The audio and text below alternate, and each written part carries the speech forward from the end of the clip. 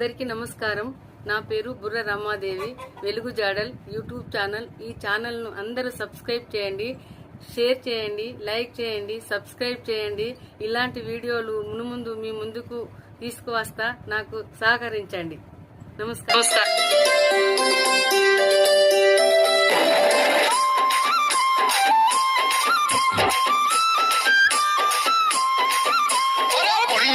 సంపదన్న కత్తెరకే ఓటేద్దాం, ఉన్నాల సంపదన్న కత్తెరకే ఓటేద్దాం. ఊరంతా ఒక్కటై సర్పంచిగా గెలిపిద్దాం, ఊరంతా ఒక్కటై సర్పంచిగా గెలిపిద్దాం. రామక్కో అరే రామక్కో, రామక్కో పున్నాల సంపదన్న మనోడు, మల్లక్కో పనులన్నీ చేసేటోడు మనోడు. రామక్కో పున్నాల సంపదన్న మనోడు, మల్లక్కో పనులన్నీ చేసేటోడు మనోడు.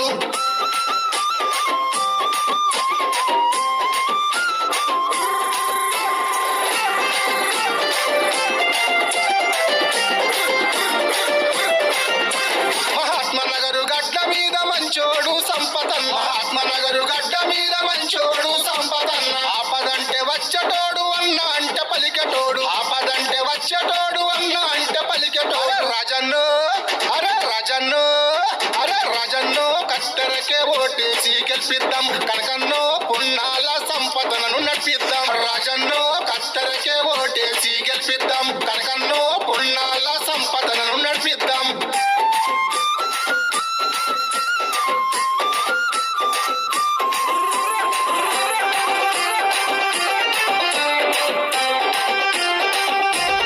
ప్రజలకు, నా ఊరి నా అక్క చెల్లెళ్లకు, అన్నదమ్ములకు చివరిసారిగా ఒక విన్నపం.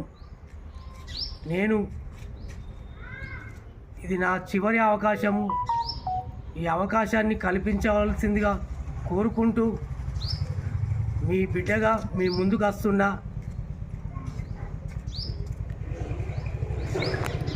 పదవి వ్యామోహంతో మీ ముందుకు రావట్లేదు.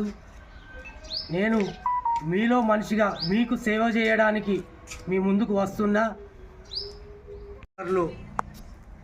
ఉంటున్న నా చీర్లపూర్ వాసులు మరియు వివిధ గ్రామాల నుంచి వెళ్ళి ఇక్కడ స్థిరంగా నివసిస్తున్న నా అక్క చెల్లె ఆడపడుచులు, నా అన్నదమ్ములు అందరికీ ఒక్కసారి విన్నపించుకుంటున్నా. ఒక్కసారి ఆలోచించి మీ అమూల్యమైన ఓటును నా కత్తెర గుర్తు పై వేసి నన్ను భారీ మెజార్టీతో గెలిపించాల్సిందిగా నేను కోరుకుంటున్నా.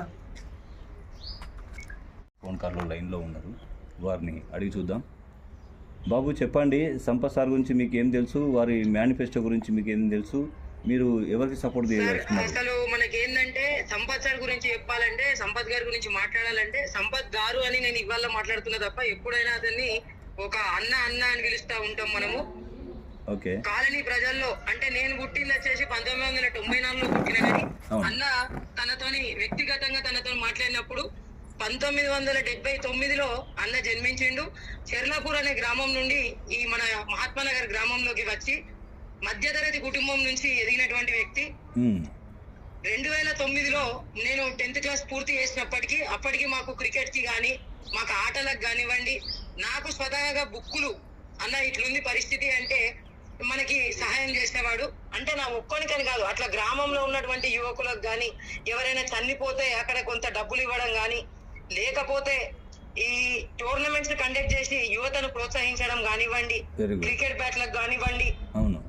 మరి అదే విధంగా ఎవరైతే ముసలి వాళ్ళు ఉన్నారో వాళ్ళకి ఏదన్నా అవసరం పడ్డప్పుడు ఖచ్చితంగా ఒక కన్న బిడ్డలాగా గ్రామంలో మనకు సహాయం చేసిండు. Very good. వారి యొక్క కొడుకు ముఖేష్ అనేటువంటి వ్యక్తి మనతో చాలా సన్నిహితంగా ఉండేవాడు. వాళ్ళకు ఉన్నటువంటి కుటుంబ విషయాలు ఏమున్నా అవి పక్కకు పెట్టి ఒక అవసరం పడ్డది అన్న అంటే ఖచ్చితంగా మనకు సహాయం చేయడానికి ముందుకు ఉండేటటువంటి వాడు. మొత్తానికైతే ఆత్మీయమైన గుణము వారిది, సేవా గుణం అంటారు. ఆయన ఏదున్నా కూడా ఓపెన్ గా ఉండి మాట్లాడతారు. అంటే ఇప్పుడు అతను పెట్టినటువంటి మేనిఫెస్టో ఏదైతే నేను చేస్తా అని అంటున్నాడో కూడా అందులో చూడండి, ఏది కూడా ఒక ఫేక్ మాట లెక్క కనిపించదు. నిజంగా గ్రామానికి సంబంధించినటువంటిది. వైకుంఠ ధామం అనేది ఆయన ఖచ్చితంగా వెహికల్ ఇస్తా అంటున్నాడు, అది పెట్టుకున్నాడు. ఒక లైబ్రరీ హాల్ కావాలి అనుకుంటున్నాము, అది ఖచ్చితంగా అది నేను చేసి చూపిస్తా అని చెప్తున్నాడు.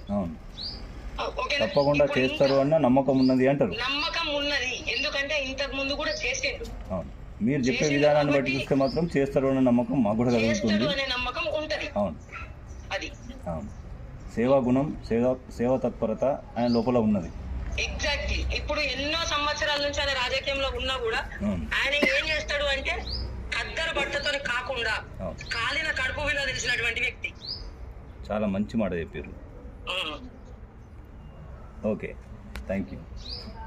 నగర్ గ్రామ ప్రజలందరికీ నా నమస్కారం. మేము ఎలాంటి పరిస్థితులలో ఉన్నా కూడా గ్రామానికి సేవ చేయడానికి ముందుకొస్తున్నాడు. మా సేవను గుర్తించి గ్రామ ప్రజలందరూ మాకు ఓటు వేసి మమ్మల్ని గెలిపించాలని కోరుకుంటున్నా. ప్రజకులు అంటేనే ఇంటి ఆడబిడ్డగా భావిస్తారు. ఇంటి ఆడబిడ్డగా భావిస్తారు. అదేవిధంగా మీ ఇంటి ఆడబిడ్డగా నేను అర్జిస్తున్నా. మా ఆయనకు ఓటు వేసి గెలిపించి గ్రామాన్ని అభివృద్ధిలోకి తీసుకురావాలని కోరుకుంటున్నాం మేము నిస్వార్థపరంగా. అదేవిధంగా ప్రతి ఒక్కరూ కత్తెర గుర్తుకు ఓటు వేసి మా వారిని గెలిపించగలరని కోరుకుంటున్నా. గ్రామ ప్రజలందరూ భారీ మెజారిటీతో గెలిపించగలరని కోరుకుంటున్నా మీ ఇంటి ఆడబిడ్డగా.